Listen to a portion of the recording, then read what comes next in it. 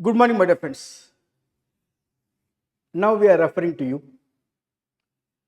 amendments, statutory updates applicable for our CA final September 2025 exam, especially drawing the attention from our institute material supplementary issued by the CA Institute for the forthcoming exam of September 2025, indirect tax laws, paper number 5.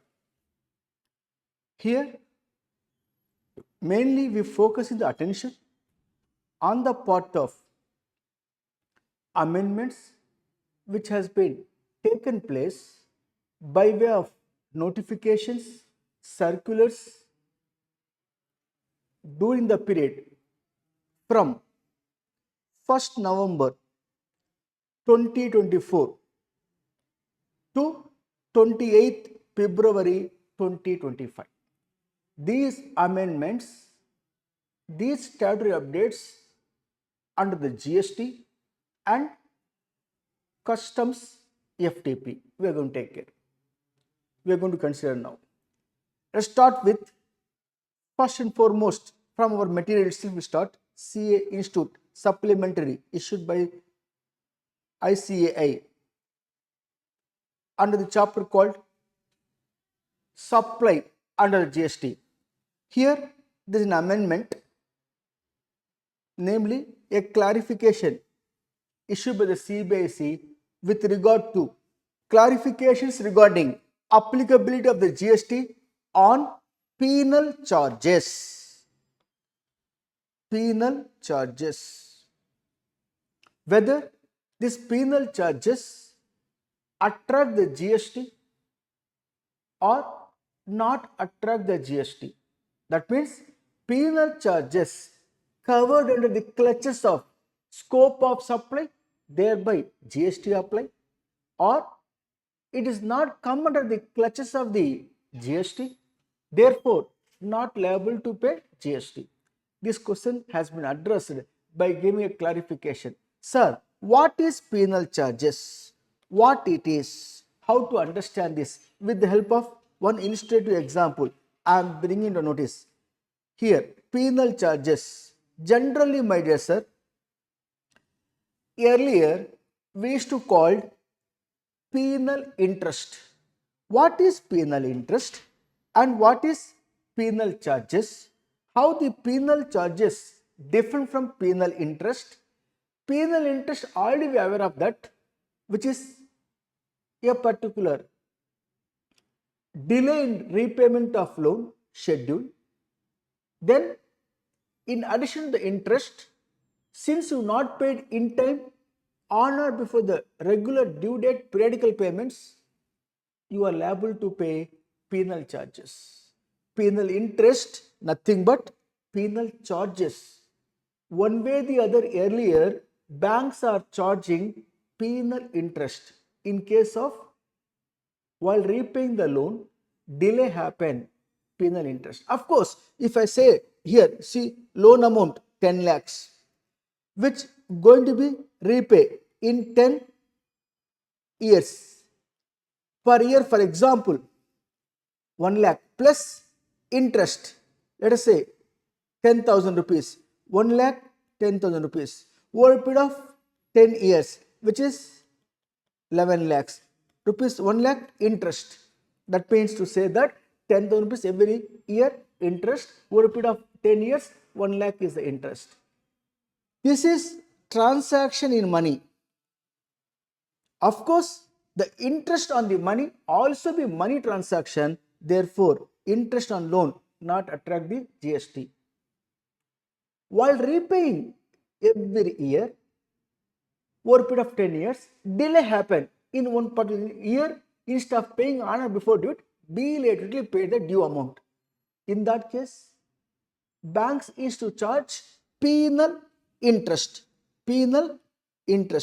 namely delay in repayment of particular loan amount. This penal interest also be categorized as interest only, resultantly penal interest not taxable. That category we are already aware of it. RBI said, hey scheduled banks, why you are charging penal interest for delay in repayment of loan? Better word you please use penal charges. That means penal interest only now replaced as a penal charges, which is while paying repayment delay happened, any installment, penal charges. Now the point arises here, the penal charges going to attract the GST? Department says attract the GST. Taxpayer says, sir, it is one way or the other, penal interest only, sir. Confusion. For which clarification given by CBSE, hey department officers, you please consider penal charges as penal interest only, a new terminology we recommended to use by the banks. Therefore, penal charges does not attract GST. It won't come under the GST purview. So, penal charges not attract the GST is the clarification. Further, my dear sir, after completion of this first point over, coming to the next, charge of GST from 16th January 2025, there is a amendment in charge, namely reverse charge mechanism. What amendment taken place? Relevant amendment has been taken place. In one case, sponsorship services to any body, corporate or partnership firm who provided earlier prior to 16th January 2025, any person other than, any person only was there earlier, any person provided sponsorship services to a body, corporate or a partnership firm which is located in the taxable territory, then the RCM apply, namely body, corporate, partnership firm liable to pay GST under RCM. Now, supplier any person has been replaced as any person must be other than body, corporate. Then only RCM category comes into picture if recipient is a body, corporate or a partnership firm. In the case where sponsorship services, conditions apply. Supplier any person other than the body, corporate. Nature of supply, sponsorship services, taxable nature. Recipient must be a body, corporate or a partnership firm. Body corporate means the corporate company which is incorporated by incorporating the Companies Act 2013. We call it as body corporate or a partnership firm. If they are the recipient, then liable to pay GST under RCM. Questions are there. I will bring an example in this regard. Example here as follows. Numeric example one can expect in the examination. I am talking about RCM, sponsorship services, as follows. With one example, sir. Look here. Supplier of services, sponsorship services, Mr. Raji, meaning individual or proprietor, unregistered person. Simple to say, a person other than body, corporate. Very good. Recipient, Zenith Innovations Private Limited, which is a body, corporate. Then nature of supply, sponsorship of corporate sporting event. Will apply RCM from 16th January 2025. Prior to that, what was there? Any person includes body, corporate. But now, if any person should be other than the body, corporate, provider of service, sponsorship nature to body, corporate, partnership firm, then only falls under RCM. Got the clarity? In the given case, RCM. If it is a 5 lakhs, supplier is other than the body, corporate, namely Mr. Rajiv, 18% GST on 5 lakhs, which is 90,000, liable to pay under RCM by the recipient. Got the clarity, sir? Recipient only liable to pay tax. Further, they said here, one more point, which is under RCM. Services by way of renting of any immobile property, which is other than residential dwelling, supplier any unregistered person recipient must be registered person. It was the law. If the recipient is registered person, supplier is an unregistered person, nature of supply, renting of any immovable property other than residential dwelling falls under reverse charge earlier. The recipient registered person may be a composition taxpayer. Now the law here is from 16th January 2025, a notification issued by the government upon the recommendation of GST Council very clearly stated that if supplier is unregistered person, nature of supply, renting of any immovable property other than residential dwelling, recipient must be a registered person other than composition taxpayer. Meaning what? If the recipient may be a registered person under the composition scheme registered, it is not RCM. Then one can ask, is it FCM? In that case, supplier must be a registered person. Supplier is a registered person. Nature of supply is renting of immovable property other than residential dwelling. Recipient is a composition taxpayer. FCM will apply. Sir, supplier unregistered person, sir. Nature of supply, any immovable property other than residential dwelling given on rental basis. Recipient, composition taxpayer, sir. From 16th January 2025, it is not attract RCM. Of course, no FCM because supplier is unregistered person. Got the clarity, my dear? Just reconfirm me once, please. We proceed further. Quickly respond to me, please. Either by speak, by unmute, or you just message it. Either way, I wanted you how to interact with me. Yes, bro. Tell me quickly, fast. RCM amendment definitely will come in the examination. If I am not wrong, September 25, CF final, indirect as paper number 5. A question from this area definitely will be there. If not, ask me after completion of your examination. Illustrating it is as follows. Look on the screen here. Example. Scenario I am bringing to notice. Landlord, supplier, Mr. Ramachandran, unregistered person, very good. Tenant, the recipient who occupied the immovable property on rental basis. Access Solutions, registered person under GST, not under composition scheme. Important point, not under composition scheme. Very good, excellent. In that case, commercial property, which is other than residential dwelling, rent monthly 1,20,000 rupees, will fall under RCM or not? Absolutely RCM only. If the recipient is a composition taxpayer, then not RCM. FCM also no, because supplier is an unregistered person. You get my points? Any difficulty? Questions are there in the examination? Yes, sir, you got it. Very good. Happy to note. Continuation further. Very important here with regard to the given circular talks about e-commerce offer. Very important one, my dear.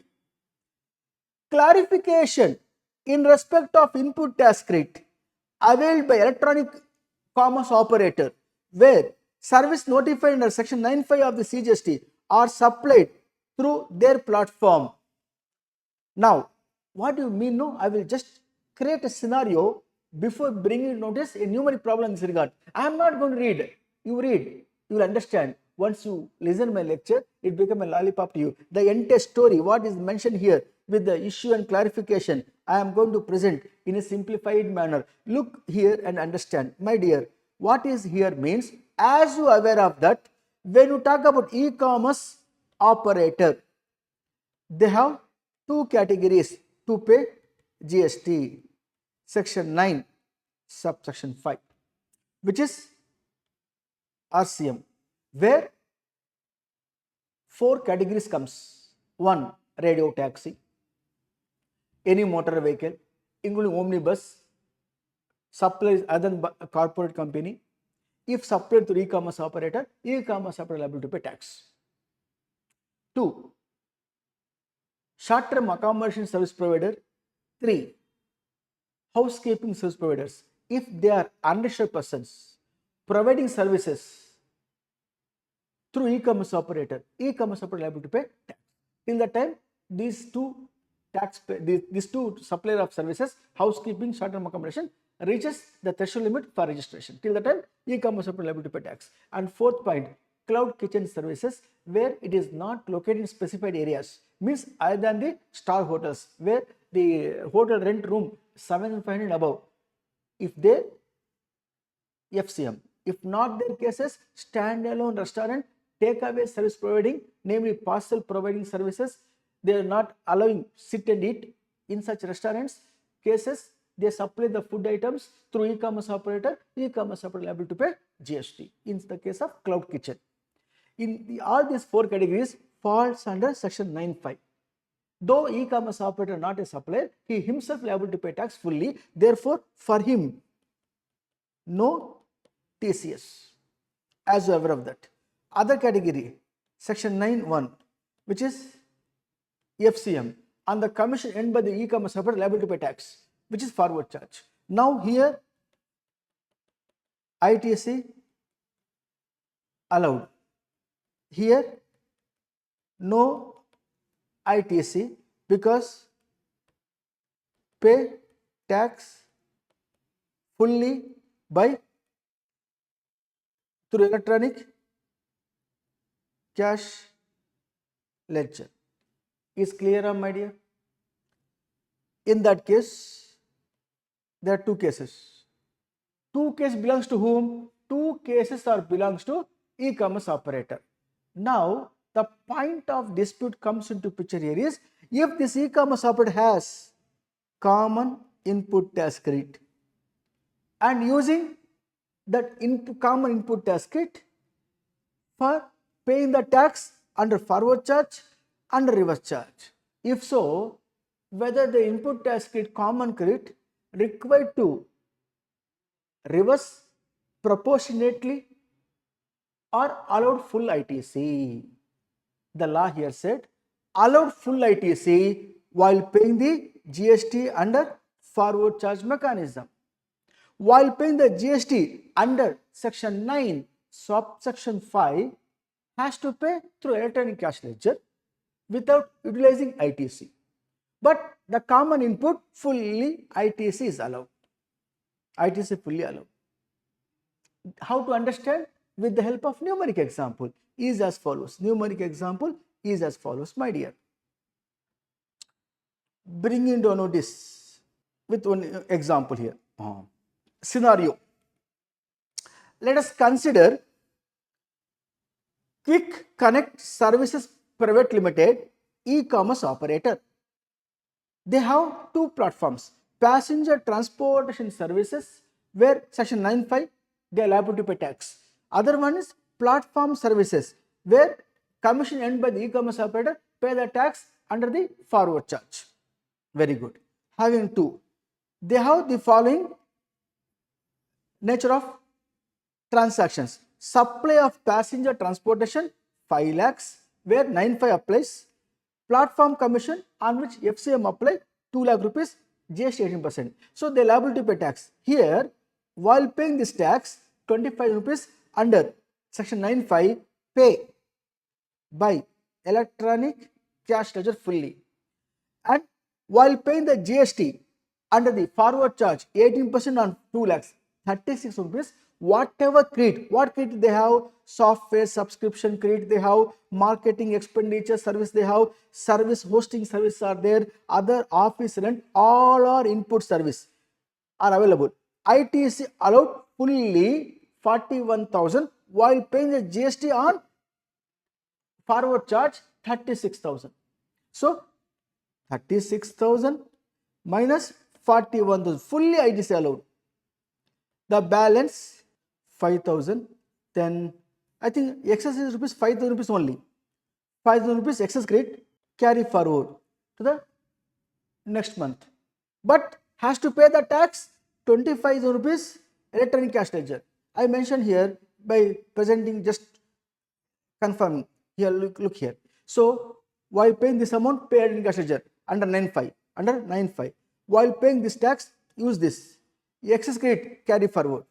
Excess credit of rupees 5,000 rupees carry forward. Is clear, my dear?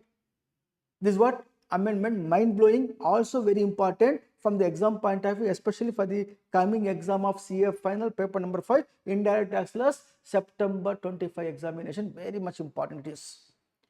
Further, my dear, once you understand this particular e-commerce concept, claiming input tax credit of this particular thing is also be completed. Further, refer to you. Place of supply, excellent, place of supply. I will explain to you, you will understand, you won't forget after you qualify. This amendment, a clarification of the CBIC. This I will present in a simplified explanation, just listen, understand. My dear, we have a concept as per rule number here, rule 46, clause F, which says that if a transaction B2C means registered person supplying to unregistered person, B2C transaction, value less than rupees 50,000, in that case invoice not required to mention buyer or recipient name, not required to mention buyer, recipient name, address, not required to mention. This value is less than 50,000 supplied to uninsured person. But here what happen, if you provide these services, like for example OTT services supplied through internet, let us say Netflix, provide these services to, let us say, Miss Sri. She belongs to, let us say, Sikkim. Netflix wala from Mumbai, OTT platform. Service provided to Sri. Sri, she subscribed for 1 month by paying rupees 499 rupees monthly per month subscription to Netflix. Netflix providing the various type of programs. Now, she is unregistered person from Sikkim, unregistered person, value less than rupees even 50,000. In that case, Netflix wala supplier not required to be issue invoice with the address of the recipient. If so, what happened? Location of supplier as per section 12 subsection 2 clause B of IGST Act, location of supplier is a place of supply. So Netflix Mumbai, place of supply also Mumbai. Intrastate supply, CGST HGST applied, SGST revenue of Maharashtra state, but Maharashtra state is the state to get the revenue of SGST. What is our GST? It is consumption based destinated tax. Am I right? Where the consumption taken place, the service Sikkim, because the recipient unregistered person is located. SGST should go to state of Sikkim, not to the state of Maharashtra. But because of not mentioned in the invoice the address of the recipient, then it by default goes to location of supplier as a place of supply.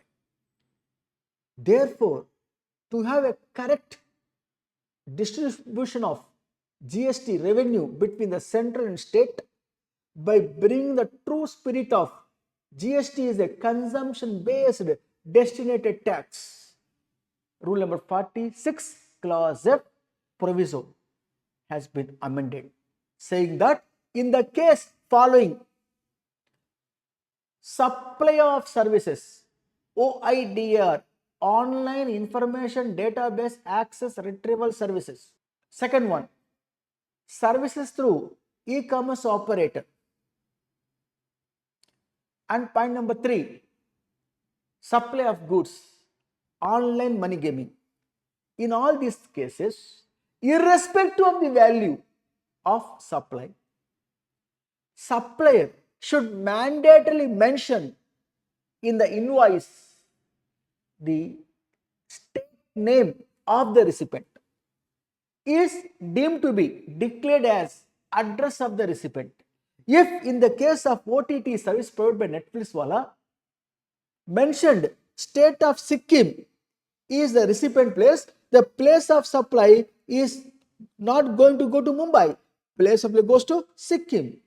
Supplier Mumbai, Maharashtra. It is IGST levied and administered by the central government, apportioned between central and state, the state where the goods or services got consumed, where in the state of Sikkim. Therefore, the SGST is revenue derived from IGST and given to Sikkim state, and same amount CGST revenue to central.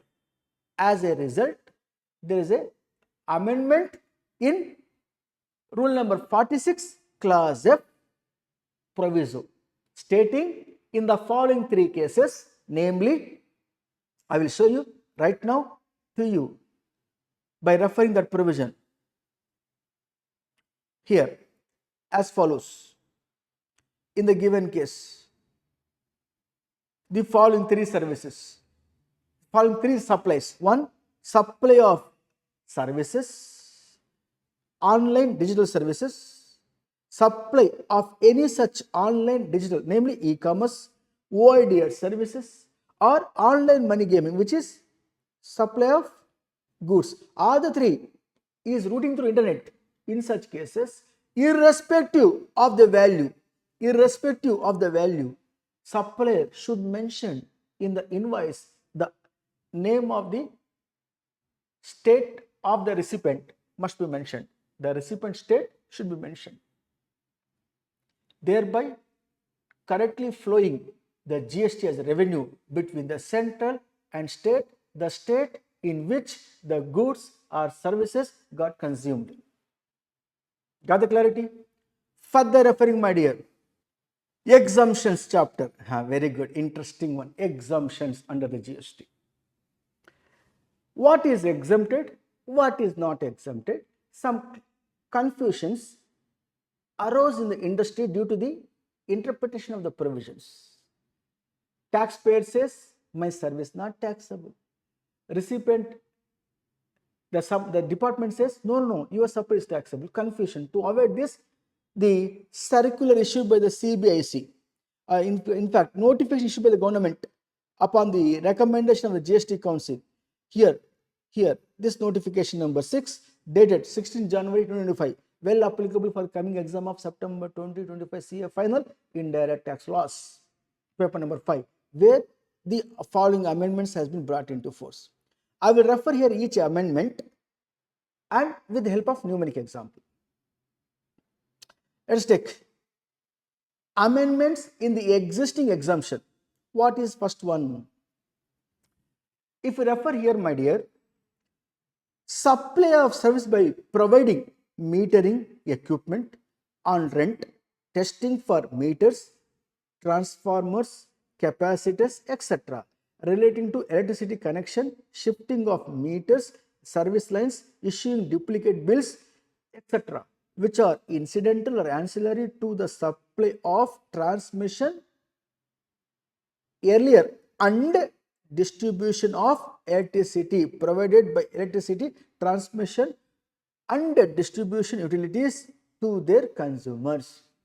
Earlier difficulty, transmission and distribution, then only exemption. Actually, the intention of the law is not so. Transmission or distribution of electricity qualify exemption. That means to say that here, I will bring the example to your notice that crystal clear to you in this regard. Incidental services by electricity board, metering and all, testing connections and all, was exempted only when transmission and distribution both are there, only exemption. Transmission is there but distribution not there, then exemption not available. That doubt has been raised. What do you mean by transmission? Big towers you might have been come across when going to outskirts to other cities. Outskirts, big transmission wires are going. It's called transmissions. Distribution made by the electricity department. Tamil Nadu electricity department is distributing the electricity to various consumers. They won't have big transmissions. Now metering, testing, cable laying, these and all exemption where transmission and distribution, then only exemption. This is what the reading of the law.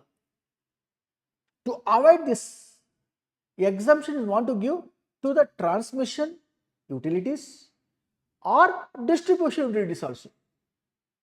As a result, A and end in between transmission and distribution, in between A and end removed and inserted OR transmission or distribution utilities. If so, if they come forward to provide meter changing, billing, duplicate bill providing and shifting the meters, locating, laying the cable, these and all services, charges supplied by transmission utilities or distribution utilities also qualify from exemption, is the amendment.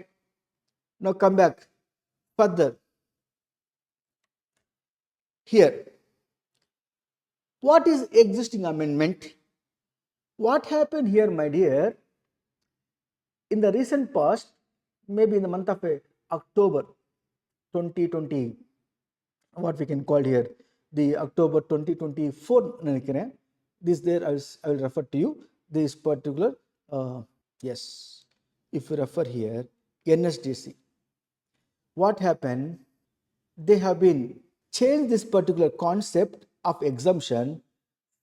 Actually, NSDC approved institutions exempted, but what happened here? Sometimes before the, let us say, 10th October 2024, they have changed the list of services offered by NSDC.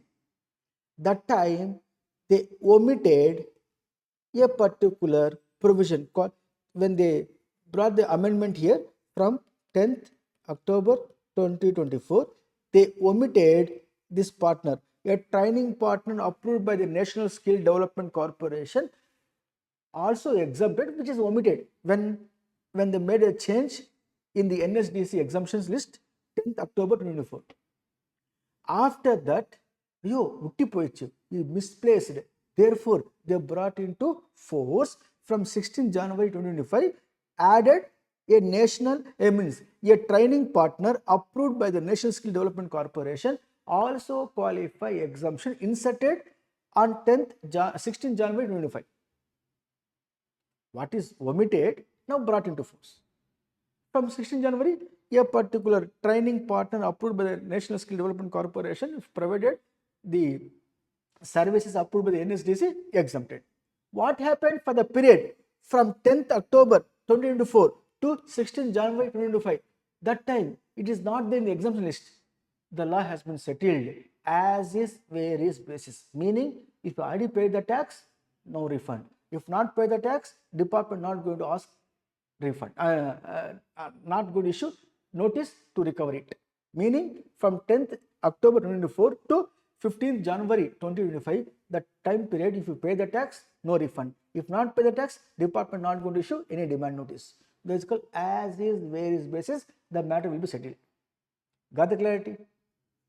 Further, my dear friends, exemptions. Further, new exemption. What is this? Is new exemption. I will bring with the help of numeric example. First, let us look here. From 16 January 2025, Services of insurance provided by the Motor Vehicle Accident Fund constituted under the section 164B of the Motor Vehicle Act 1988 against contribution made by insurer to insurer out of the premiums collected for their third party insurance of motor vehicle exempted. You know what do you mean by third party motor vehicle? Motor vehicle insurance, third party motor vehicle insurance. I will tell you one simple example, third party insurance first. Sir, Mr. X purchased a vehicle, car, for 50 lakhs, car purchase. Then insurance premium, which is, let us say, 10,000 rupees premium, 10,000 rupees premium, which comprising two things. 9,000 rupees is a premium and 1,000 rupees is a third party premium. Then while riding the vehicle, if the vehicle met with the accident, insurance company, insurer will pay compensation to that particular damage to the owner of the vehicle. Now this vehicle hit another person, individual, he got injured. In that case, the other person will get compensation called third party insurance from 1,000 rupees contributed to Motor Vehicle Accident Fund, which is third party insurance. Now the third party insurance premium will attract the GST or not? That question comes into picture. The premium collected by the insurance company 9,000 plus third party insurance 1,000, entire 10,000 attract GST in the hands of the insurance company, insurer, liable to pay tax.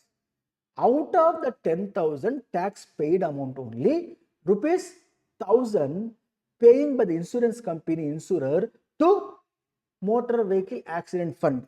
In that case, Motor Vehicle Accident Fund collecting third party insurance premium rupees 1,000, which is already suffered the tax in the hands of the insurance company, namely insurer. Again, this is not going to be taxed in the hands of the Motor Vehicle Fund Act. Under that, it is not going to be taxed. It is exempted, is the meaning of it, which I am illustrating with the help of numeric example. Everyone will understand this. Look here. Safe Drive Insurance Limited sells third party insurance policies for cars. Their premium charged to policy holder rupees 4,000. GST 18% is 720.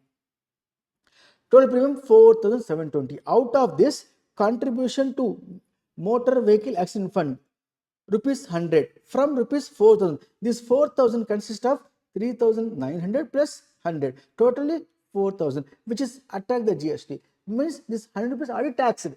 That premium is paying to Motor Vehicle Fund as a third party insurance purpose. In that case, this 100 rupees no GST because it is exempted, not liable to pay GST. Safe Insurance Company 100 rupees to the Motor Vehicle Fund Act. Therefore, the 100 rupees not going to attract GST.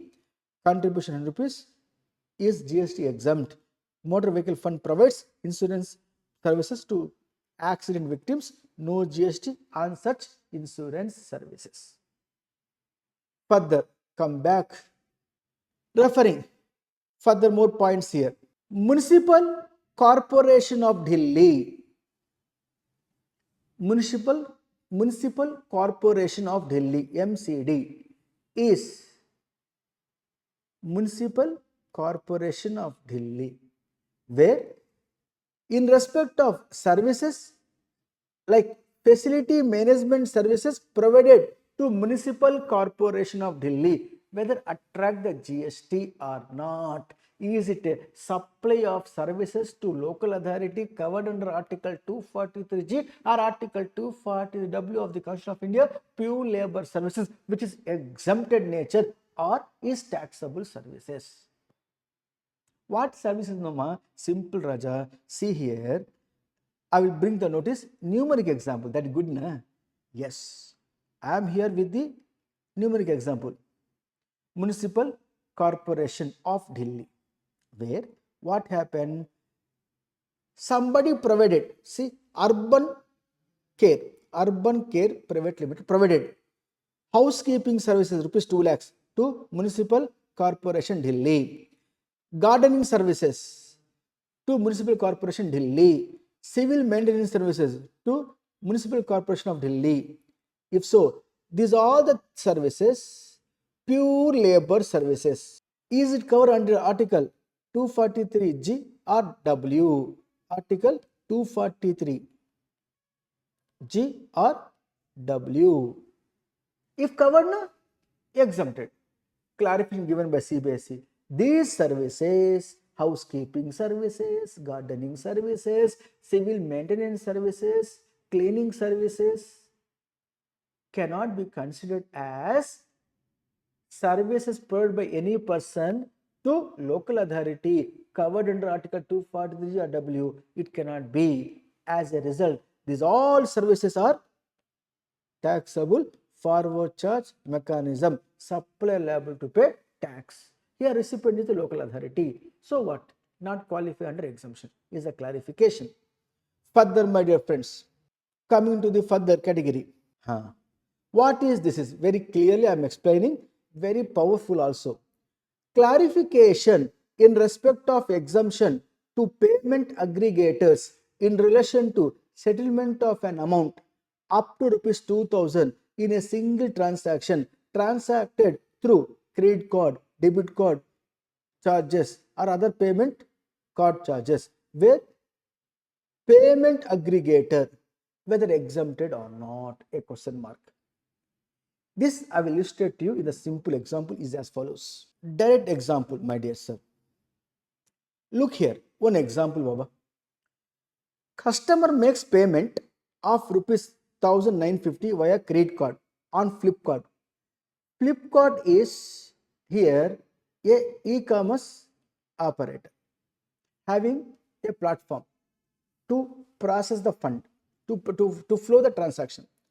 Flipkart uses payment aggregator, Pay Connect Aggregator Limited. They have the escrow account. That means payment aggregator nature is collecting the payment for a particular client through various channels. The client is, let us say, Big Bazaar. Big Bazaar, for example, my dear, collecting the payment from ICICI Bank holder, State Bank of India card holder, or somebody, the what we can call the HDFC Bank holders, like that payment is coming through a particular platform. Big Bazaar selling the goods, for example, through Flipkart. So Flipkart, what they are doing is taken the payment, but they are not withholding anything payment, and that payment collecting by the Big Bazaar through e-commerce operator, where the fund will go first when the payment card payment comes into picture means to a escrow account that is called as, here I will show you with the help of this category. See, the payment aggregator, it comes to payment aggregator who has escrow account, which is very important. Without having, the fund cannot come into picture. So this escrow account holder is the account holder operating the account under the supervision of Reserve Bank of India, having a license. But Flipkart won't have any license from Reserve Bank of India. It's only e-commerce operator. Then the Big Bazaar selling the goods through Flipkart to customers, customer making the payment to card payment, where the per transaction less than rupees 2000, that amount is coming to escrow account of a payment aggregator. After collecting the payment, all payment of a particular Big Bazaar, the payment aggregator, within a period of a Reserve Bank of India, maybe in a day or two, that amount will be getting settled to the account of the particular customer, namely Big Bazaar, for which payment aggregator will collect the payment from the Big Bazaar. That particular services in the given transaction, where the services offered by the payment aggregator to, in our given case, to Big Bazaar making the payment to payment aggregator. Payment aggregator charges absolutely exempted from GST, provided the transaction per transaction not exceed rupees 2000 has been collected. Example is as follows. Now look here calmly. Customer makes the payment 1950 via credit card on Flipkart. Flipkart uses PA account. This is payment connect aggregators. Payment is settled by PA to merchant, namely in our given case, what we can call Big Bazaar. Payment settled, not payment gateway. Payment gateway is what we can call Flipkart. Now, clarification: since the amount less than rupees 2000, payment settled by PA, not just routed. PA is the Reserve Bank of India, regularized person, qualifies as acquiring bank. Then GST exemption is granted to PA, acquiring bank. In the given case, who is acquiring bank? Pay connect aggregator is not liable to pay GST for the charges charged from the particular merchant. Got the clarity? But the condition apply. Payment aggregator should collect the payment of a merchant through payment gateway and pull in the amount in the escrow account per transaction not exceed rupees 2000. Is clear, my dear friends? Is one of the toughest area you have to understand. Further, coming to time of supply chapter. What amendment taken place here? You might have been aware of that the concept of voucher. The concept of voucher. See, as per section 12 subsection 4 or section 13 subsection 4, section 12 4 of the CGST, 13 4 of CGST, which refers time of supply for voucher. Vouchers are two types. Voucher is issued against identified product or service. The date of issue of voucher is the time of supply. If the voucher has been issued against any product or service, time of supply is postponed, deferred, actual date of redemption. This is what we understood already. Now come back. Generally, in industrial practice, if we refer vouchers, various types of vouchers we have. When you say voucher, which is redeemable in the future period of time against any product, time of supply postponed to future period. That voucher only I am referring. Such a voucher sold by Reserve Bank of India authorized person, meaning what? Let us say I am a registered person. My name is Mr. Vijay. Vijay and Company authorized by Reserve Bank of India to sell the vouchers, which is equal to a legal tender. I am selling the voucher. Let us say the value of voucher I am selling at rupees 2 rupees voucher I am selling. A distributor purchased from me at rupees 1900 rupees. Worth of face value 2000 face value worth of a voucher. I sold to my particular distributor 1900. It is called as transaction in vouchers. Voucher is a legal tender, which is a money. Therefore, money neither goods nor services. Vijay and Company, authorized person from Reserve Bank of India, sold the vouchers authorized by Reserve Bank of India is a money. Therefore, not attract GST, neither goods nor service. Distributor who purchased this for 1900 wanted to sell at 1950 to a particular TCS company, meaning what? Margin of 50 rupees, also be not taxable. Now TCS company purchased these vouchers at 1950. Then TCS company redeeming that in a particular market to buy the pizzas for their particular prospective buyers. They redeemed it. Redeemed at what price? Pizza cost rupees 5000. Then redeem rupees 2000 enter value, balance 3000 rupees by cash. Meaning what? Cash equivalent 2000, rupees 3,000 cash, total pizza cost rupees 5,000 they purchase. Now what happened here? Redemption taken place. That time of supply arises on rupees 2,000. For the not only 2,000 but also 3,000 rupees. For a trader or a particular distributor supply that pizza at rupees 5,000, liable to pay GST at rupees 5,000, which includes value of rupees 2,000 is the voucher cost. Is clear? So authorized person selling the vouchers under the Reserve Bank of India guidelines, which is money, not taxable, is sold to a distributor on principal to principal basis. Distributor buying it and selling to some other person with the profit margin means what? Voucher sold as a voucher, which is that other person, let us say the distributor, not a Reserve Bank of India authorized person. In that case, if he sold the voucher as a voucher at rupees 1,950, booking the profit of rupees 50, also not taxable because it is called as an actionable claims, neither goods nor services. Supply excludes. Now coming to the TCS company, purchase for rupees 1,950 rupees paid and purchase rupees 2,000 worth of the voucher, and they are going to be redeem it in the market. The market wala vendor selling that goods or services, that time attract the GST is the time of supply for rupees 2,000. Now out of rupees 2,000 voucher, only they redeemed 500, balance 1,500 not redeemed.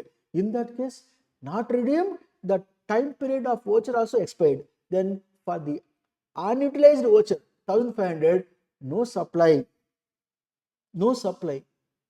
not liable to pay GST. The supply only 500 here. On the other hand, sir, distributor who has the vouchers purchase at 1,900 want to sell at 1,950, he want to have a buyer, therefore he appointed XYZ as commission agents. The commission will attract GST. At the same time, Mr. Vijay, the distributor who is selling the voucher, want to have a promotion through various platform advertisement expenditures for sale of the vouchers, absolutely attract GST. Got the clarity, my dear friends? This is what the voucher concept, which is there in the amendment material, page number 1, page number 2, page number 3, page number 4, page number 5, page number 6, page number 7, page number 8. So many pages are there which has been completed in simplified numeric example which I given to you. This entire I summarized also for information and confirmation purpose in one sheet. That's it here where it is. This particular voucher, prepaid instrument we used to also called in one particular sheet. In our illustrative examples, I have covered all these points. Just look and understand from here to here. That's all. This material I will share with you people in your the group, CF final group. I am going to share with this. Or anybody want for this separately, send the request to me WhatsApp. I will immediately forward this particular content to people. Is clear, my dear? Further referring here. All of you with me are there? Just confirm me once, please. All of you listening? Yes? Okay, great. How to reciprocate? Respond to me. Input task read chapter. From our ICI material, I am referring by exploring the amendments in a simplified manner. Now, referring here. What is this input task read reference? Excellent. X works contract. The entire story. How much here? Page number 1, page number 2, page number 3, page number 4. 4 pages of the circular. I am illustrating in a simplified manner. Just look and understand, my dear. No need of any type of confusion. Simple.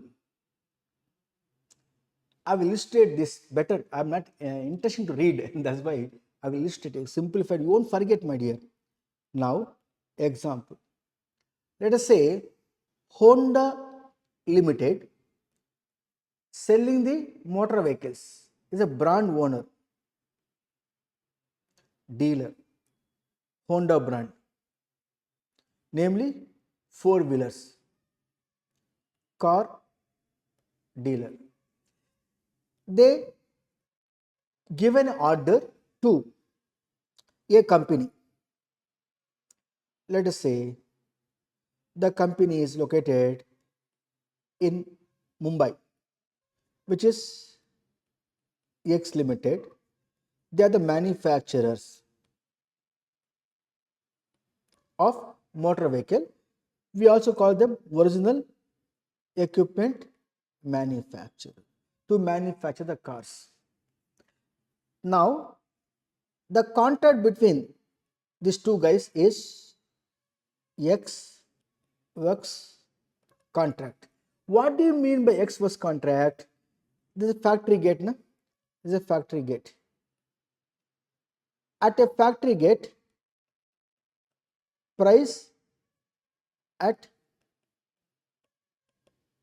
factory. Price at factory of a supplier, he is a supplier, is to fix for sale is called as X factory. Price at X factory is called as X factory price, at which agreement made by the buyer. This is the buyer, recipient. When placed the order and contract executed as per the X works contract, the price at the factory gate of the supplier is relevant. Where the buyer is there, let us say buyer is in Chennai, place the order. And after the factory gate of the seller, all expenditure, transportation, loading, unloading, insurance, up to the place of the buyer place should be bear by the buyer. Is a contract between the seller and buyer. Seller, original equipment manufacturer, buyer is a dealer. Now, in that case, here, this supplier handed over 100 cars value, for example, 100 crore, GST, IGST will come, no? IGST, let us say 28%, namely 28 crore. Handover. When handover, let us say handover on 1st July 2025. Is clear, Baba? Now that goods reaches to buyer place, namely 100 cars received by buyer on today 20th August 2025. If so, when this buyer is eligible to avail ITC as per section 16 subsection 2 class A, there must be a receipt of invoice. Invoice. For this, I will say that invoice, receipt of invoice dated 1st July 2025 issued. Goods only received on 20 August 2025. 20th August 2025 only goods reached to the buyer place. But the goods are handed over to the truckwala at the factory gate on 1st of July 2025. The goods physically reached to the buyer place on 20th August 2025. In which month credit should be availed? Section 16 subsection 2 class B says there must be receipt of the goods or services. Goods are received 20th August. Invoice issued received 1st of July. Then the lawmaker here said, namely the circular clarifies saying that we have a concept called as deemed receipt of the goods. In the case of works contract, namely X works contract agreement, the price at the factory gate only final. At the factory gate itself, the goods are handed over to buyer. Handing over physically to the transporter is as equal as handing over to buyer deemed to be receipt of the goods on 1st of July 2025. Therefore, ITC is allowed on 1st July 2025 itself, deemed to have been received. Sir, what happened if the goods has been reached on 20th August? Out of 100 vehicles, only 80 vehicles, 20 vehicles thefted somebody. ITC proportionately not allowed. Lost, 2 vehicles has been lost. For that, ITC not allowed.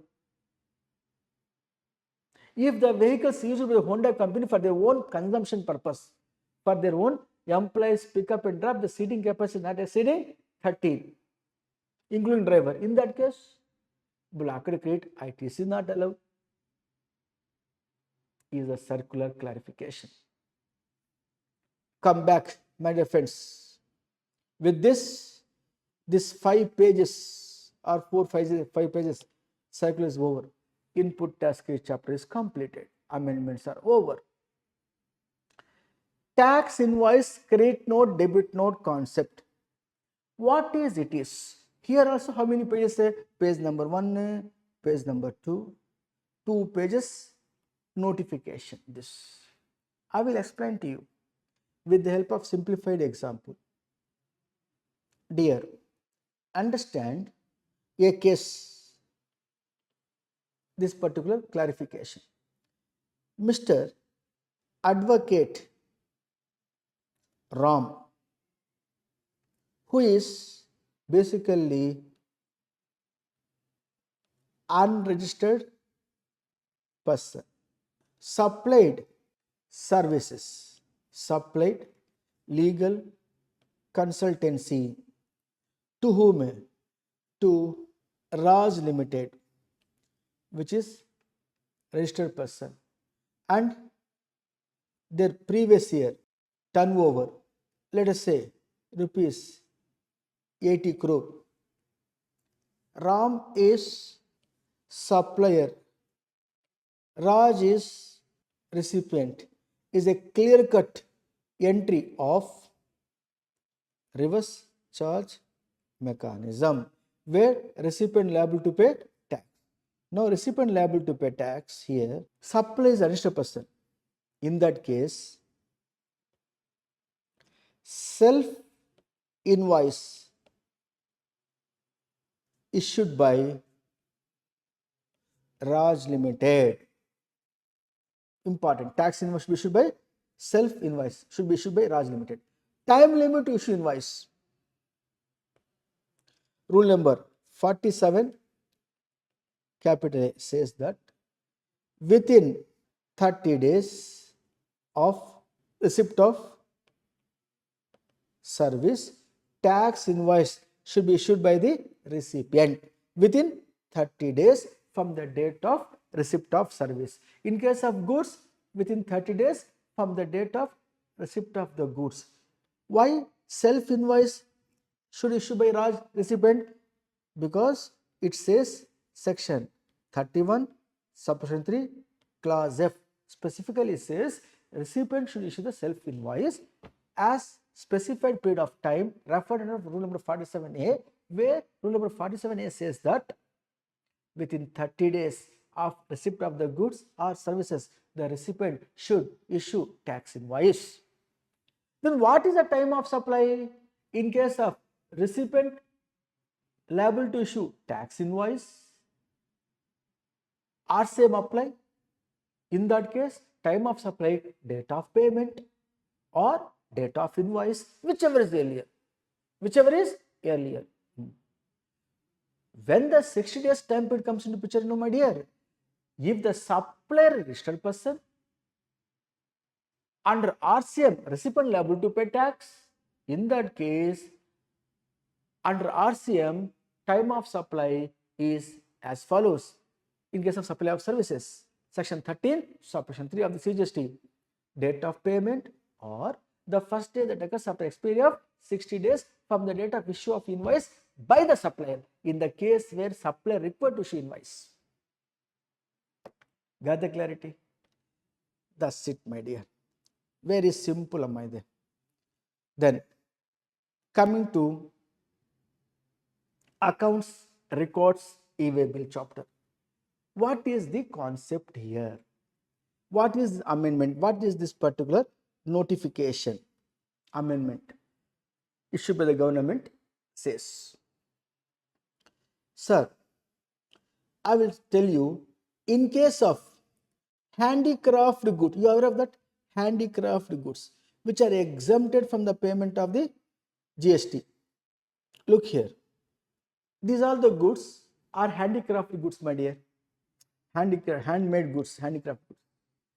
GST exempted. If GST exempted, such a person supplying handicraft goods is basically unregistered person, because supplying handicraft goods, or a person basically supplying the exempt supply or turnover not exceeded threshold limit for registration, therefore became an unregistered person. Here there are two unregistered persons. One is a person dealing with handicraft goods not liable for registration, therefore he is an unregistered person. Basically a person whose threshold limit itself not exceeded for registration, therefore he is an unregistered person. Now there are two unregistered persons are there, my dear. Here 1 and 2. If they wanted to here issue e-way bill, no doubt, undoubtedly you can say that unregistered person who is dealing with handicraft goods not required for registration, if he supplied his handicraft goods at interstate level, by road, by rail, by whatever may be, e-way bill mandatory. You are aware of that, irrespective of the value of the goods. But he is basically unregistered person. The law of the land says not required for registration, but for him e-way bill mandatory, irrespective of the value of the goods. In the case of unregistered person whose aggregate turnover not exceeded threshold limit for registration, but he is supplying the goods worth more than rupees 50,000, in that case e-way bill required. So e-way bill is basically required to issue by unregistered persons. If so, are they eligible to issue the e-way bill being unregistered persons? The law here permitted now? Yes, they are eligible to issue e-way bill. What they have to do here is, they first and foremost, they should apply through common portal. They should apply electronically on the common portal, not e-way bill portal, but in common portal, GST N, Goods Information Network portal. They have to apply what? Form GST ENR 03 for the want of unique enrollment number. Having that unique enrollment number, by unregistered person can log in e-way bill portal to generate EWB01. Part A information can be filled up and upload. Got the clarity? Now please come back. Payment of tax. What is it? Is very simple. Lollipop. Payment of tax. Section 74, a new section with effect from 1st November 2025. Sorry to say, from 2024 Raja. Not 25 Raja. 25 not applicable, no? For the September 25 exam. So from 1st November 2024, section 74A brought into force for the financial year 24 and 25 onwards.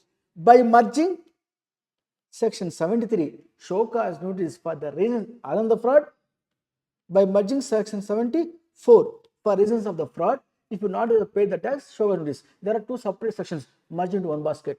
The name of the basket today called as from 1st November 2024, section 74 capital A. Why this is so much important? Because 74A, a show cause notice, is a common section for the reasons of the fraud or for the reasons other than the fraud. Both the cases same section. Time period to issue notice also same. If you know section 74A, which is from 1st November 2024, then understanding the amendments become damn easy.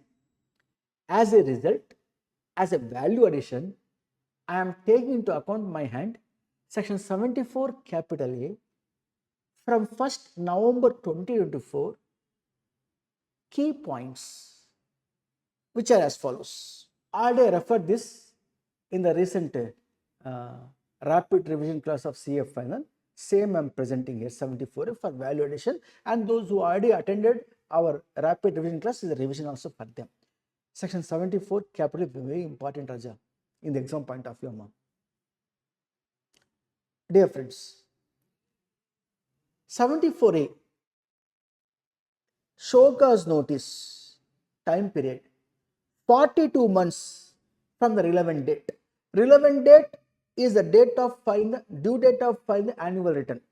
Annual return due date. For example, if a transaction short paid, not paid for the financial year 24-25, 24-25 due date of filing the annual return 31st December 2025. 42 months from the 31st December 2025, meaning 3 years, 6 months. So 26, 27, 28, 29th half of the year. That means up to 30th June 2029 is the time limit. Up to 30th June 2029 time limit is there to issue the show cause notice for the reasons of other than the fraud or fraud. As the case may be, if you not paid, department is empowered to issue notice under section 74A till the 30th June 2029 for the financial year 24-25 if you not pay the taxes. If the show cause notice issued under 74A for the reasons other than the fraud, there is a penalty which is equal to 10% of tax amount or rupees 10,000, whichever is higher. If the total tax is there, CGST, HGST, now 10,000 as per the CGST, 10,000 as per the HGST, effectively 20,000 or 10% of the total tax, whichever is higher is the penalty. Such a penalty can be waived if the taxpayer paid the tax before the issue of show cause notice or within 60 days from the date of issue of show cause notice for the reasons other than the fraud. If I pay the tax and interest, the penalty is waived fully. Yes, possible. Now coming to passing the order in original from the date of issue of show cause notice within a period of 12 months. Within a period of 12 months, you have to pass the order in original. OIO, order in original. Sir, if time period 12 months not sufficient to pass the order in original from the date of show cause notice, no issue, brother. Commissioner is sitting there, request him. Officer, no, who is going to request, not taxpayer. The officer in charge, proper officer will request, my dear commissioner, could you please permit me further extension time period to pass the order because 12 months insufficient for me to finalize the order. Then the commissioner is empowered further extend time period to pass the order from the date of show cause notice after expiry of 12 months, further 6 months time period is there. The commissioner or the officer not below the rank of assistant commissioner authorized by the commissioner can permit to extend the time period to pass the order after expiry of 12 months from the show cause notice further 6 months. Means almost 18 months time period is there to pass the order with the permission. Now, same even for show cause notice under 74A issued for the reasons of the fraud. If the notice has been issued under 74A within 5 months from the relevant date for reasons of the fraud, there is a penalty. How much is the penalty amount? 100% of the tax or rupees 100% of the tax only. 100% of the tax is the penalty. That can be reduced or waived, can be reduced only, but cannot waive. If you being a taxpayer paid the tax, paid the interest before issue of show cause notice, 15% of the total tax due is the penalty, 15%, 85% waiver. Within 60 days from the date of issue of notice, you are going to pay the tax and interest, then pay penalty 25% of the tax. Within 60 days, if you're going to pay the tax and interest from the date of passing the order, 50% of the tax is a penalty. After expiry of 60 days from the date of passing the order, you have to pay 100% of the tax as a penalty. Now, one more key point I am referring here, my dear. Section 74 capital A subsection 11, which says that in the case of self-assessment tax not paid or tax collected which is not paid. What do you mean by self-assessment tax collected not paid?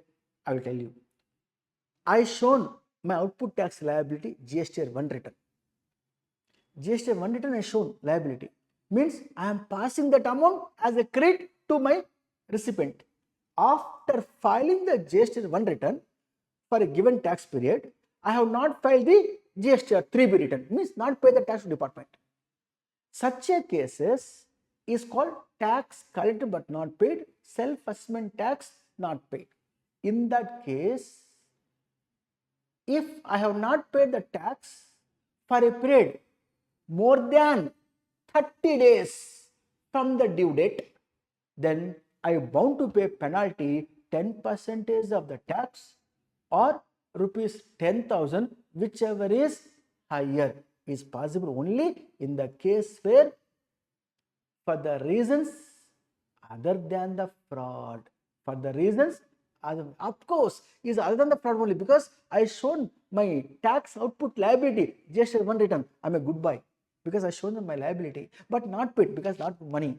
In that case, no problem, goodbye only. But in that case, 74A cannot be issued for reasons of fraud. It is always for the reasons other than the fraud. In that case, such a self-assessment tax which is not paid to department for a period of more than 30 days from the due date, then I bound to pay penalty even without issue of show cause notice. I have to pay the penalty. How much you know, sir? 10% of the tax or rupees 10,000, whichever is higher as per the CGST, equal amount as per the SGST. If the total tax, 10% of the tax, total tax or rupees 20,000, whichever is higher is the penalty. Bound to pay, no waiver. Is the key issues. Why I refer so much means, come back. Look here, my dear. In the given case, our ICA material says that a case of section 50 subsection 1, what a interest. Read with rule 88 capital B sub number 1 means self-assessment tax which is not paid. Why not paid? Not filed the return. In case of payment of tax paid belatedly because of filing the return belatedly without issue of notice under section 73, 74 was there. Now added 74A before issue of section 74A. If you paid tax by filing the return belatedly, then no problem. Meaning what? There should not be a notice under 73, 74 or 74A with effect from 1st November 2024 without issue of notices. If you paid that amount by yourself belatedly, by filing the return belatedly, then you are allowed to pay the interest only on the amount which is lying as a due to pay through electronic cash ledger as on the due date. Even no interest will apply if as on the due date to pay the GST you brought sufficient balance into the electronic cash ledger as on the due date and that continues till the date of filing the return, then there is no interest liable to pay. There a reference is inserted without issuance of section 74 capital A notice is the amendment here. Further, my dear friends, returns under the GST. What is it is? My dear, as per rule number 66, sub number 1, where when we talk about tax deducted at source, TDS, under section 51, TDS, such TDS deductor required to file the return GSTR 7 on monthly. GSTR 7 form on monthly basis. TDS director should remit the amount to department by filing the GSTR 7 by 10th of the following month, by 10th of the next month, 10th of the next month by 10th, for April month 10th of May, like that, by following the calendar month, not financial year, calendar month means January to December. Every month by 10th of the following month you have to pay. Now the doubt arises, sir, in a given month, today August month, I am a director of TDS, but I have not got any occasion to deduct the TDS in the given month of August 2025. Am I required to file the GSTR 7 by 10th of the September? Because there is no due, sir. There is no TDS amount at all, sir. Nil return, sir. The law here got amended. Yes, Mr.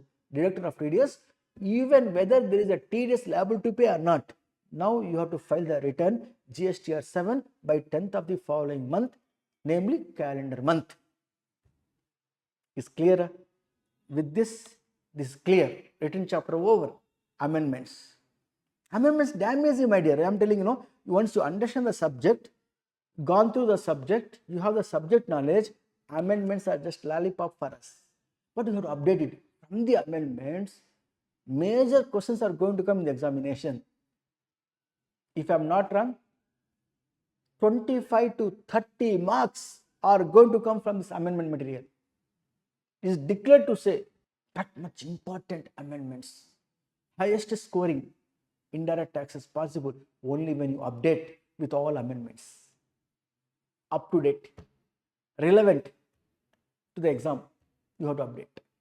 Up to 28th February 2025, amendments as per the Finance Act 2024 is applicable for the September 25 examination.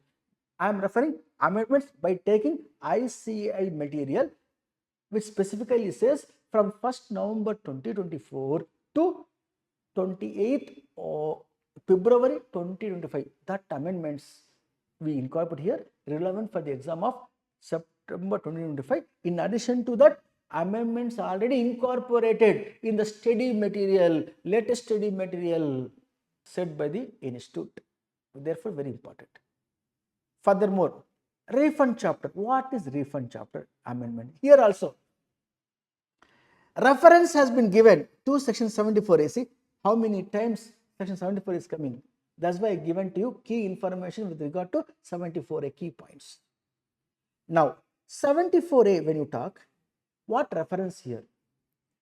My dear, rule number 96. What the rule number 96 says that if I export the goods, claim the refund of unutilized input tax credit, or I export the goods by payment of IGST, that IGST I claim the refund. If I claim the refund, it is my responsibility being an exporter who claim the refund, ensure that my export of goods payment should be realized within the specified period specified as per the FEMA, Foreign Exchange Management Regulation Act. If the payment not realized within the specified period of time specified with the Reserve Bank of India, in consultation with the FEMA, FEMA also mentioned the due date to realize. For example, from date of export, within 20 days, payment should realize, not realize. FEMA said, not realize. And Reserve Bank of India also not written off that non-realization, not written off. In that case, rule number 96 capital B says that, hey mister, have you claimed refund? Yes sir. Refund back to department with the interest under section 50 from the date of claiming the refund till the date of payment. You have to pay back 18% interest per annum.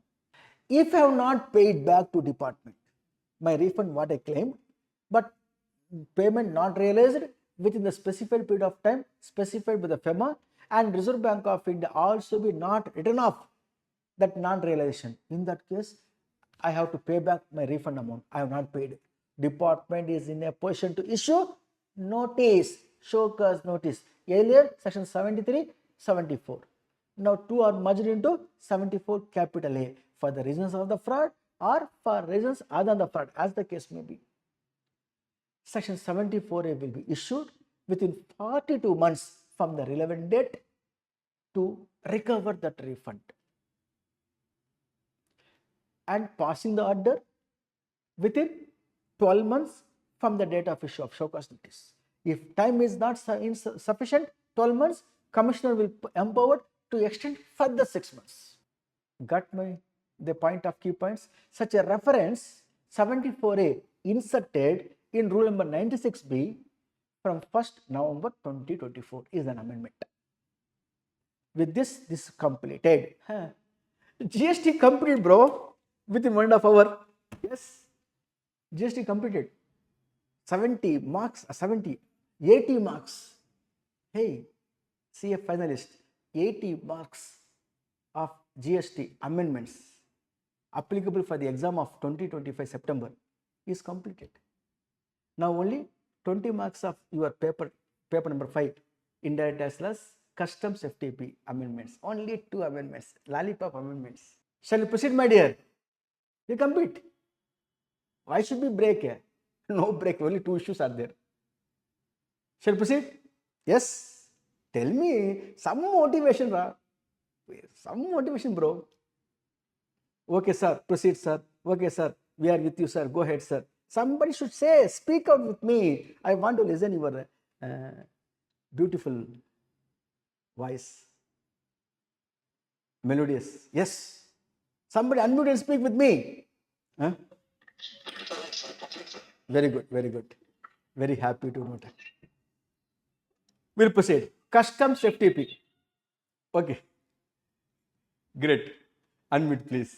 Mute it. Okay. Customs. Unnile Raja. Customs enna sollikana amendment. What happened here is simple amendment. Goods imported at concessional rate of duty or specified end use purpose, rules has been framed, which is from time to time going on amending. What do you mean this, my dear? I will tell you here by saying that as follows. If I import the inputs, liable to pay duty, let's say 20 lakhs, basic custom duty, that duty, this duty, totally 20 lakhs liable to pay. I am allowed to import the goods, input goods or capital goods, at a constant rate of duty. Means what? 18 lakhs not required to pay. Balance 2 lakhs only you pay. That means I imported the goods by availing the concession from the duty 18 lakhs just to pay 2 lakhs. If so, these goods under the charge, I should manufacture that goods in India and export back where my exports value higher than my import value. Obviously, no, A minus B greater than 0. A our export, B is our import. That should be satisfied. Here, from time to time, under this concession rate of duty on imported goods rules, amendments taken place. Some procedural aspects. Hey, Mr. Importer, what is your good name? Sir, my name is X Private Limited. You import the goods? Yes, sir. Under concession rate of duty? Yes, sir. How much concession you got? 18 lakhs, sir. Then that imported goods, when you import, you should have obligation to manufacture and export. If you send the goods for the job worker, ensure that the goods should come back to you within 1 year from rate of dispatch. Thereafter, that goods what you imported should have to have a logbook, separate register you have to maintain. How much goods you send for job work, how much you goods sent to your unit transfer. Unit transfer, my other branches, how much you transfer the goods, how much has been processed, how much came back, and the details has been properly accounted, and any scrap is there or any goods are not fit for manufacture, and that is to be time to time report to the judicial officer. by filing the return quarterly once, or whenever the department officer, custom department request you to submit the details, you have to adhere to that and submit, and ensure that properly you file the return by incorporating all information of inflow outflow of the goods, and export the goods left over in the balance quarterly once. Here quarter, year means what? Here they said here is nothing but the calendar months, means calendar you have to follow, and you have to submit returns quarterly once, the details by 10th of the following quarter: April, May, June, January, February, March, April, May, June, July, August, September, October, November, December. So 4 quarters. By 10th of the following month, every quarter you file the return by showing the detailed information: how much you import, how much is left over, how much you send for job work, how much you get back from job work, how much is scrap, how much is not fit for manufacture, any shortage of excess, or you after manufacture have exported back that goods from the rate of importation with the time period permitted to you to export. The details should be submitted in the return. Anything the goods is cleared into DTA, domestic tariff area, you have to pay the duty for that.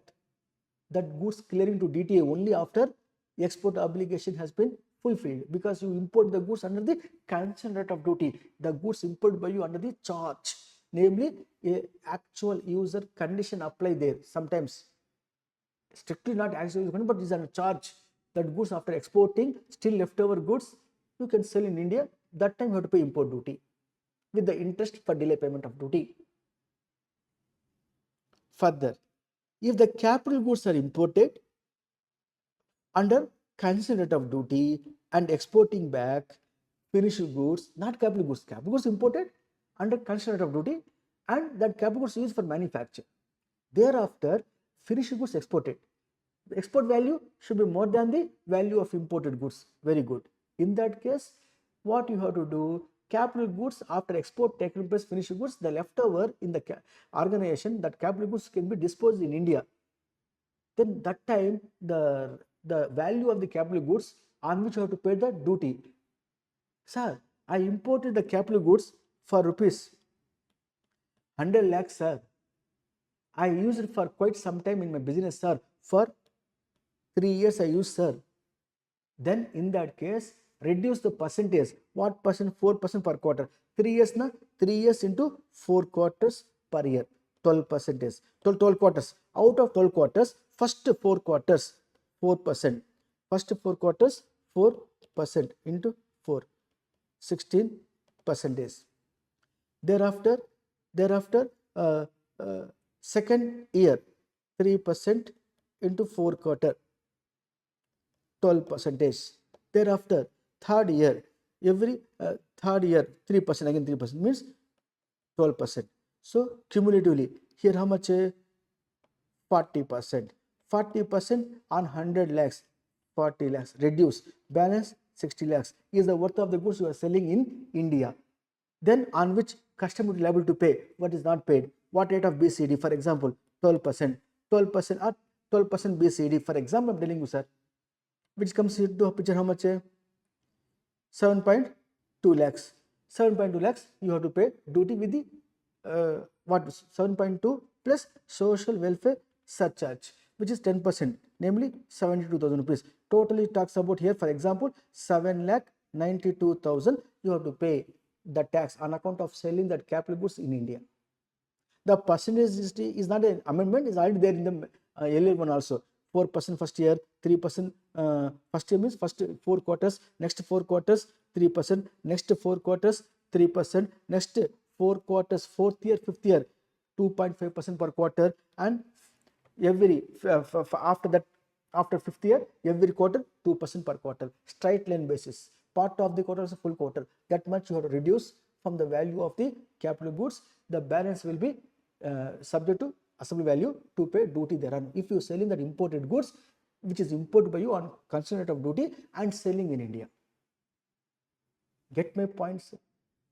After this, finally, practically, logically, at your level, foreign trade policy amendment. This is not a big amendment to look into the examination point of view.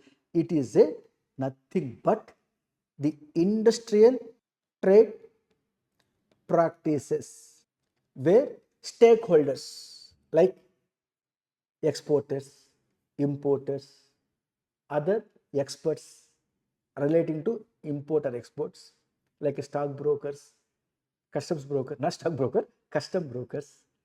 These are the stakeholders. Their suggestions, their feedback, government of India, Ministry of Commerce and Industry is considering to the extent possible to implement the feedback received from the stakeholders in the final policy formulation. If the government not taken feedback from the stakeholders, stakeholder has no right to fight in the court of law. Our recommendations not accepted by final policy. I want to incorporate our recommendation. Not possible. It's only recommendations offered by the government of India to incorporate if it is going to be helpful for the Indian economical growth. If your suggestion is wanted to implement in fund policy which is going to be hit our friendly nation to other country. See, now importer, exporter says, Aya government, tariff master, leaving the tariff like anything because government importing more and more from country called Russia. Don't import from country called Russia. Suggestion made by exporter because he want to make more export to USA. Government, while formulating the fund policy, recommendation made by the exporters not to import the goods from Russia. Why? Russia is friendly nation, friend indeed, not friend in need. Russia is a friend indeed. Government of India, from the day one of independence to India, Russia is a friendly nation to India, always supporting at international market. When there is a world war, America about to attack our India by taking the leg of Pakistan. On the soil of Pakistan, they want to attack. Russia came and stand in front of our navy, occupied entire base of Arabian Sea. Navy of Russia came before departuring of the navy of USA. By seeing so much of troop forces, we cannot go and fight with Russia. They drop back. Russia is a friendly nation from the day one, irrespective of the government. But the Russia, India is considered, Russia is one of the favorite country, best country, friend indeed. If exporter in India says, we want to export the goods to USA for more USD, but foreign, that fellow, US Trump president charging left and right tariffs, therefore don't import goods from Russia. Such a suggestion made. If that is implemented, what is going to happen? Our friendly nation, namely with the Russia, our friendship will get affected. In such cases, government never going to accept suggestions made by the stakeholder. If is so, government not required to disclose the reasons not accepted the suggestions made by the stakeholders, because it is a confidential, it is a national interest of the government of India. We won't disclose for the reasons for which your suggestions we have not incorporated. If you made a suggestions useful for the India as well as Indian friendly nations, and it is economical growth in all aspects good, they incorporate. Otherwise, they won't incorporate. Government has the right not to incorporate, not required to disclose the reasons for which why not incorporated in the final policy. Suggestions made by the stakeholders, not required to give reasons also. The supreme power is with the government of India. With this, amendments applicable for the coming exam of CA final paper number 5, indirect tax laws and practices, September 2025 examination at a CA final level concluded. I have taken hardly just 1 hour 55 minutes. Please go through, sir. What I am going to do is this amendments clause.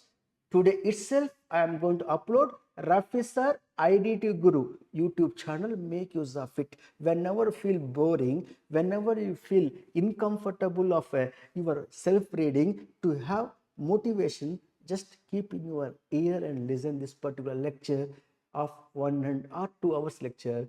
Highly useful. Paper number 5 indirect tax laws CA final coming exam September 25. Minimum one can expect 25 to 30 marks easily you can get, or 30 to 35 marks you can get.